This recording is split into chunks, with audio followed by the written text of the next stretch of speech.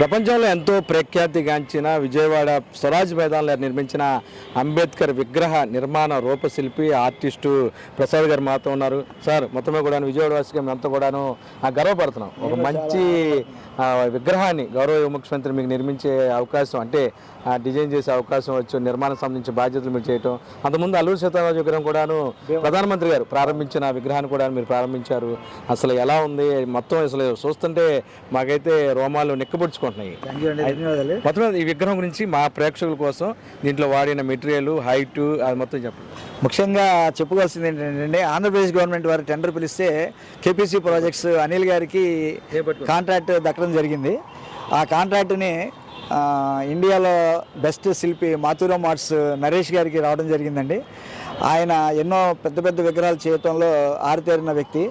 ఈ అవకాశం కూడా ఈ టెండర్లో ఆయన సమయభారం వల్ల ఇన్ టైంలో నాకు చేయడం కష్టమవుతుంది కాబట్టి ఆయన నాకు బూట్ల దగ్గర నుంచి మన బెల్ట్ వరకు చేసే అవకాశాన్ని కల్పించారు. ఆ అవకాశం కల్పించినందుకు ముందుగా మాథూరం ఆర్ట్స్ నరేష్ గారికి ధన్యవాదాలు తెలియజేసుకుంటున్నాను.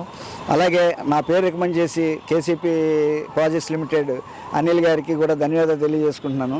మాకు ఇచ్చిన ఈ అవకాశాన్ని చక్కగా సద్వినియోగం చేసుకుని 4 నెలల్లో కంప్లీట్ చేసి తీసుకొచ్చి ఒక 70 feet వైట్ వరకు మేము చేయడం జరిగింది.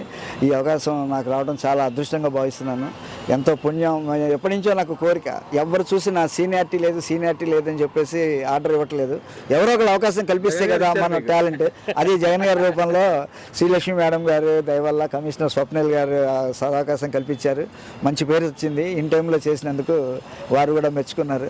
సీఎం గారు కూడా శిలాపలకం మీద నా పేరు ఏమని చెప్పారట. వారికి కూడా చాలా ధన్యవాదాలు తెలియజేస్తారు. చెప్పండి, ఇప్పుడు విజయవాడ అంటే గాలి వాళ్ళు బందర్పాల తుఫాన్ కేంద్రం దగ్గర ఉంటుంది కాబట్టి ఈ కట్టడం నిర్మాణం సంబంధించి ఎటువంటి జాగ్రత్తలు తీసుకున్నారు? అసలు ఈ విగ్రహం చూస్తుంటే మాకే కింద నుంచి ఒక రకంగా భయం కలిగే పరిస్థితి ఉంది. అంటే ఇంత హైట్ అయిన విగ్రహం కదా. దీనికి ఫౌండేషన్ 100 feet లోపలికి వెళ్ళి దగ్గర 600 piles వేశారండి. పైన వచ్చేసేసి 2 కాళ్ళకు కూడా పిల్లర్స్ వేసేసుకుని వచ్చారు. లోపల 400 tons స్టెయిన్లెస్ స్టీల్ వాడారండి. అది 400 tons స్టెయిన్లెస్ స్టీల్కి మేము పోసిన ఈ బ్రాంజ్ 125 tons బ్రాంజ్ అండి.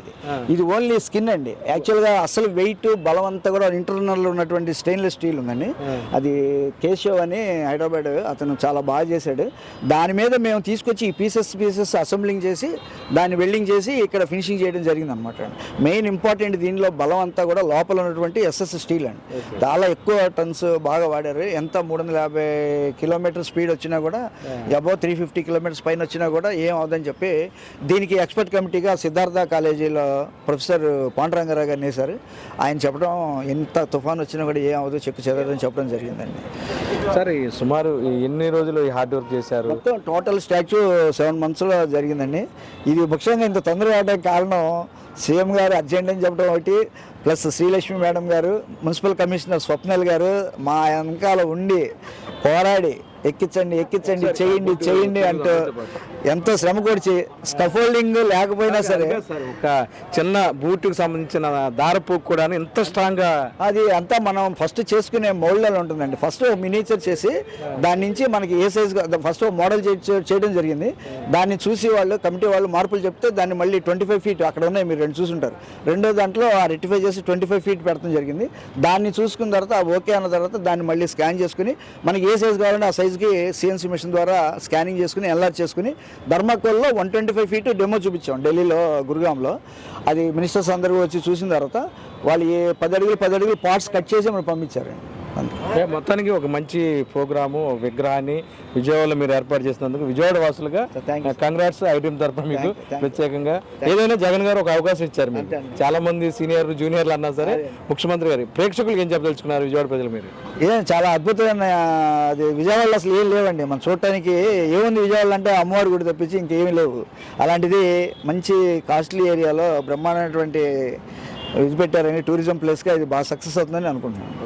Thank you. మొత్తమే కూడాను ప్రసాద్ గారు ఆర్టిస్ట్గా చాలామంది జూనియర్ల సీనియర్లు అంత పెద్ద ఈవెంట్ చేస్తారా లేదని చెప్పిన నేపథ్యంలో ఆయన గౌరవ ముఖ్యమంత్రి గారు తనకు అవకాశం ఇచ్చారని చెప్పుకోవడానికి చాలా గర్వంగా చెప్తున్నారు ఆర్టిస్ట్ ప్రసాద్ గారు. ప్రత్యేకంగా ఐడ్రీమ్ కూడా ఆయన కృతజ్ఞతలు చెప్తారు. ఎక్స్క్లూజివ్గా ఐడ్రీమ్తో మాట్లాడాలి, ఈ ఛానల్ ద్వారా ప్రజలకి ఇక్కడున్న ఏదైతే నిర్మాణం సంబంధించి కూడా చెప్పాలని చెప్పి కూడా ఆయన చెప్పారంటే నిజంగా మనకు కూడాను ఒక రకంగా సంతోషాన్ని కలిగించింది. వీడియో జర్నలిస్టు భానుతో కలిసి ఐ డ్రీమ్ కోసం అబ్దుల్ అలీం, విజయవాడ స్వరాజ్ మైదాన్.